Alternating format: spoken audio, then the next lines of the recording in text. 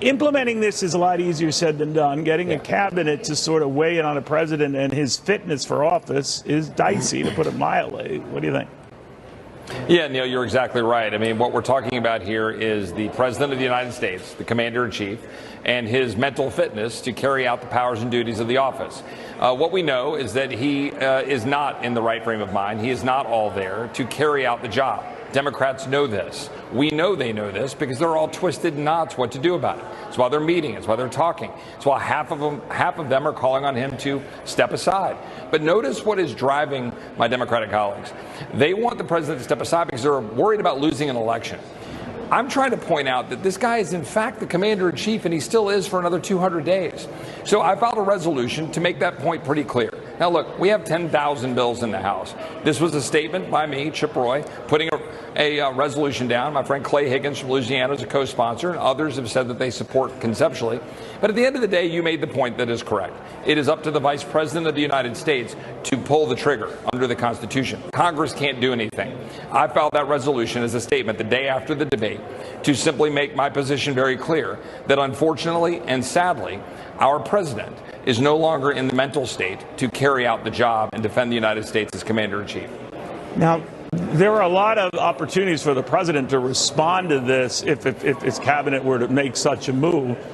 Sure. He can essentially appeal it. He can go to Congress and with a 2/3 vote, because that's what it would take to cement it, he could dodge it altogether, more than the half that you need to impeach someone in the House. So it would be almost impossible to pull off, wouldn't it?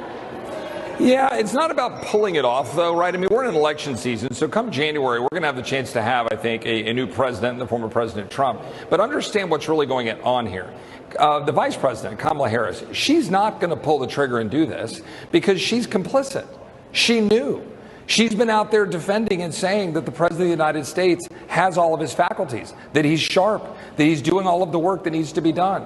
The fact is, you've got Democrats now saying that we need a president by committee. Jay Johnson, the former Secretary of Homeland Security, said that. Other Democrats have said that. Our founders explicitly rejected that. And this is important stuff. Everybody's going about their daily life right now. People are out there at work. They're taking their kids, on their trips in the summer, whatever they're doing. This is important. Think about this. We don't have a president by committee. Yet that's what Democrats are trying to say. Ignore the mental state of the president. It's okay. We've got all these qualified people around him.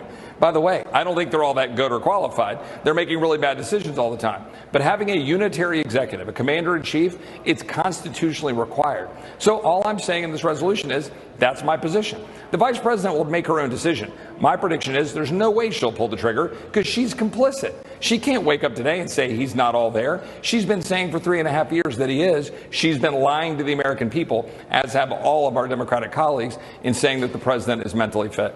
Yeah, you got to wonder about a lot of those Democratic colleagues who don't have access like the White House staff does to him every day, how much they know and how much they don't. But you're quite right. It's a big unknown. I'm wondering, though, the president looks like he is going to stick around. It looks like he might have rounded the bend. I don't know. You know this stuff far better than I. So he survives this, goes to his convention next month, gets the nomination, and then the two of them are going at it for the fall election.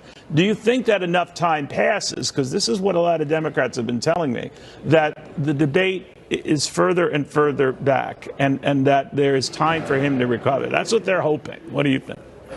Well, that's certainly what they have to be hoping for, but I don't think it's even a close call. I mean, I think what President Trump stood for and his agenda, and, you don't have to agree with every single thing about it, but you're talking about a current administration with rampant inflation, wide open borders, Americans who are getting killed, cartels that are empowered, China that's empowered, wars that are all bubbling up on the front all around the world, people that are suffering, and small, businesses, families that are hurting.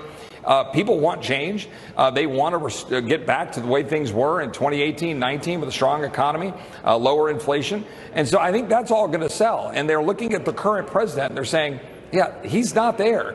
I don't think that's going to change. And every time the president has come out to try to defend himself, it hasn't gone well. I mean, when he was on with Joe Scarborough the other morning, he couldn't even put the sentences together to try to defend the fact that he was all there. That's the problem. And so the American people are seeing this. It's a shame. This is our president. This is the most, powerful man in the world, and the leader of the free world. This is not the way it should be. This is not who we should have on the stage at Normandy or dealing with all of the European, NATO allies. We need strength, and we need it right now in a volatile world. And I think people are going to see that this fall regardless. Real quickly while I have you, Congressman, I don't know if you heard it. Nikki Haley is pledging her delegates to go ahead and vote for Donald Trump. I didn't realize she's not invited to the convention. I don't know who determines that, but she's not invited. What do you think of that? Yeah, I'm not sure Governor DeSantis is invited either. I haven't seen the whole list. I mean, look, I think, I think the leaders of the party should all be there. This is a time to all come together. Who decides we'll see what happens. Is that Donald Trump?